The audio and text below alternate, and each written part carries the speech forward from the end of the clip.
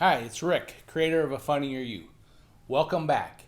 And in this video, we're following up on the previous video on humor simplified and demystified. How to be more naturally funny. How to be a naturally funnier you is the whole point of this. Quick recap for you. Humor is a skill. You can practice it. If we boil down all of the vague and general advice that you find on the internet, in books, humor, and in particular, we're talking about intentionally generating laughs, making people laugh, can come down to surprise. And what is surprise? It is identifying the expectation, the assumption that comes with a statement. In the previous video, we used the example of when I cook, I use wine. There are assumptions and expectations that are inherent in that. And those expectations are amplified by the nonverbal cues, facial expressions, vocal tone, animations, hand gestures, etc., that lead you down a path of what was the speaker's intent, and what was the speaker making sure you were assumed about that statement.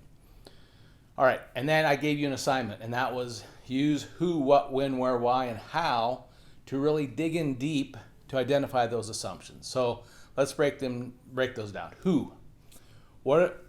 Who am I cooking for? When I cook, right? So it's very explicitly said, I'm the one doing the cooking. So we're not going to twist on when I cook, I use wine, and then twist it to be my wife or a friend or something. So we're not going to do that. But who am I cooking for? So we could play with that. The assumption maybe is when I cook, I use wine, and who am I cooking for? You could see where there would be an assumption that I'm cooking for myself. Maybe I'm cooking for my family. But if I'm cooking for my family, I'm probably not using wine if it's something for the kids. So a potential laugh line is when I cook, I use wine. It really helps the kids to fall asleep fast, right? In the right setting with the right group of people, that would get you a laugh. So that's who. What? When I cook, I use wine. What am I cooking? What are the assumptions around what? When I hear that, I think of a fancy meal, a dinner. I think of an elegant dish, something legitimately worthy of using wine. So a possible laugh line is, when I cook, I use wine. It really brings out the flavor in the SpaghettiOs. Now in that case, I considered like Chef Boyardee ravioli. I consider just ravioli, but it's not enough of a visual. And if I just said it really brings out the flavor in Chef Boyardee, again, not a strong enough visual, so I went with SpaghettiOs. When I cook, I use wine. It really brings out the flavor in the SpaghettiOs. Again, the right group of people, in the moment, that would get a laugh. So we have who, we have what, we have when. If you're cooking with wine, what does that imply about when you're cooking? Again, most likely an evening meal, something of substance, probably not breakfast. Right? So if we twist the meaning to be that you're cooking breakfast, when I cook, I use wine, it's really the way, let me just check my notes on this. When I cook, I use wine. You'd be really amazed at how well a nice Pinot Noir pairs with Pop-Tarts.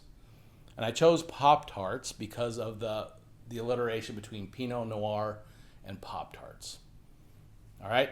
Are you getting me here? So where?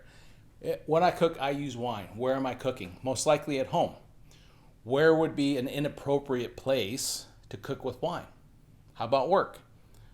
When I cook, I use wine. I don't care what my coworkers think of me or how much the Merlot stains the break room microwave. Right? Perfect way to get a little laugh and have fun when you're talking to a group of people. Why am I cooking with wine? When I cook, I use wine. Why? Really to enhance the flavor, to make a complex dish, to really make a delicate entree. All right? How about if we keep it that? What if we go the opposite direction? When I cook, I use wine. I call it burnt to a crisp with a Cabernet reduction sauce.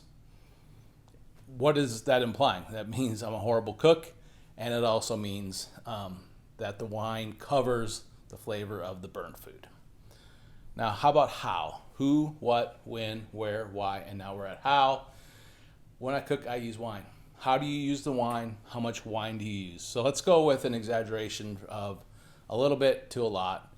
So when I cook, I use wine. And since I'm an all or nothing guy, when it comes to wine, I use all or nothing. When I cook with wine, it's all or nothing. When I cook, I use wine, and it's all or nothing. That one needs a little bit of work. The goal of this video was to show you how you can use those techniques, those questions, to really dig into identifying potential assumptions, expectations with a statement so that you can begin to generate ways to defeat that expectation and twist it to mean something else.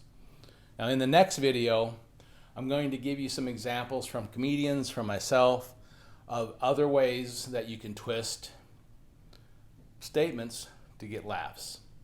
If you haven't subscribed yet, make sure you're subscribed, get notified so you know when that video is coming out.